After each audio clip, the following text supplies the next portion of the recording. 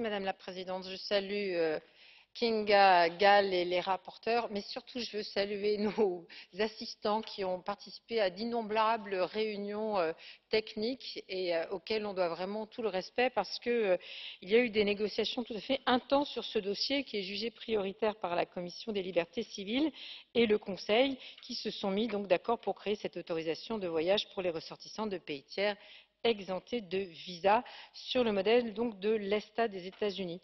Et ces ressortissants devront demander une autorisation ETIAS en ligne en donnant des informations sur eux-mêmes et leur voyage. Je fais une petite parenthèse sur du vécu. J'espère que les arnaques en ligne pour l'obtention de ETIAS seront moins nombreuses que pour l'obtention de l'ESTA. Je ferme la parenthèse de vécu.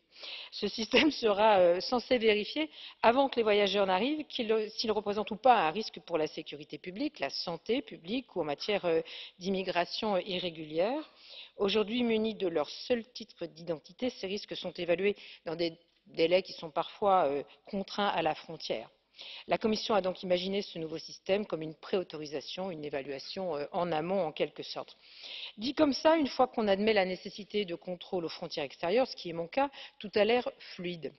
Mais j'ai tout de même émis quelques réserves sur ce système.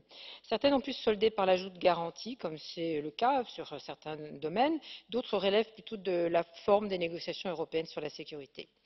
Sur le fond, comme tout système d'information européen, mon groupe politique a travaillé en étant préoccupé par ses objectifs, mais surtout par son impact sur les droits des demandeurs et la protection de leurs données.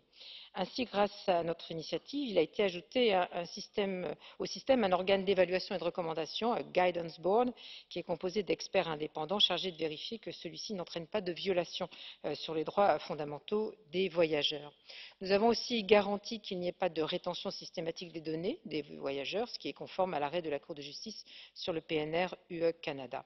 Sur la forme, cet outil prendra donc la forme d'une base de données gérée par l'Union et ses États membres. Les entreprises de transport et les gardes aux frontières devront vérifier que chacun des voyageurs concernés dispose d'un ETIAS avant de le laisser partir ou entrer dans l'Europe. Ce système sera colossal à mettre en œuvre. Quand on voit les difficultés d'un certain nombre d'États membres à appliquer le PNR européen dans les délais prévus, on peut émettre quelques doutes sur la date de mise en œuvre opérationnelle d'ETIAS. Mon plus grand regret sur ce texte concerne les velléités des États membres à élargir les objectifs du système. ETIAS était conçu comme une simple autorisation de voyage. Or, le Conseil a proposé, par exemple, d'en faire un détecteur de mensonges. Il souhaitait que chaque voyageur déclare l'adresse de son premier séjour et ensuite la vérification. Est-ce que vous pourriez parler un peu plus lentement, s'il vous Oui, plaît? volontiers, Madame la Présidente. Pardon, mais je voulais conclure. Je reprends donc à mon détecteur de mensonges, puisque le Conseil voulait que chaque voyageur déclare l'adresse de son premier séjour et qu'à la frontière, les gardes frontières puissent demander l'adresse où se rendrait la personne, vérifier dans le système si celle-ci était conforme à ce qui avait été déclaré lors de la première demande en ligne. Et le Parlement a heureusement réussi à éviter cette machine infernale. Je conclus en soulignant que ces négociations européennes devraient vraiment privilégier les réflexions et les conceptions stratégiques pour créer des textes applicables et respectueux des personnes. Merci.